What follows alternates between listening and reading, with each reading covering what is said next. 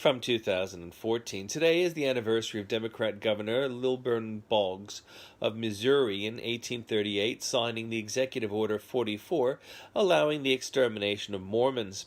The order was rescinded in 1976 by the 47th Governor of Missouri, Christopher Bond, a GOP man. Boggs lived the rest of his years in fear of assassination. He had declared Mormons as fighting a war against Missouri, but Boggs' order should be seen in modern terms as being disproportionate.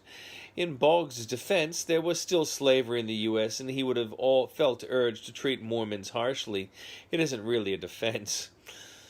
The end is nigh. Only 37 days to go before the end of the world, according to the CSIRO chief scientist, Professor Penny Sackett.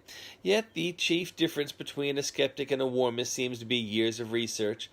A skeptic is more knowledgeable, and the warmest scientists seem to be well remunerated for their crackpot theories. ABC and ALP balance? Well-remunerated ABC former host, complains about others doing what he does. Jonathan Holmes was a Media Watch host who could post questions late on Friday for a Monday broadcast.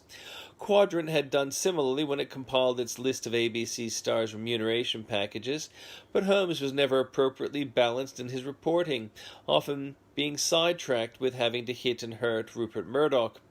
A new ABC chief would be better than the present one. All they need be is balanced. Victoria's Conservative government are in trouble according to polls. They have an effective leader and their policy is positive with a vision for the future, while the ALP have shown nothing worthwhile. But with media siding with ALP in almost all media, the choice for voters will be hard. ALP know their policy was wrong and caused deaths, but they refuse to change, and obstruct legislation that saves lives is more compassionate and fairer.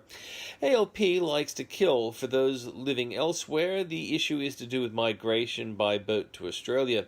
Conservatives had ended the mass drownings and piratic exploitation of desperate economic migrants in 2002 with the Pacific Solution, allowing routine refugee checks on the migrants offshore of Australia, but the ALP claimed that was not compassionate.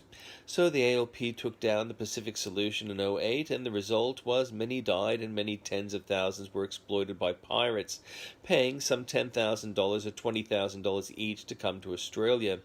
The abysmal policy of the ALP meant billions of dollars were spent housing and caring for survivors, whom were placed in camps for years at a time. The new Conservative government has ended the expensive misery, but the ALP are desperately holding on to their murderous policy. Fighting savages. Rihanna died fighting for her people against terrorists. She was Muslim.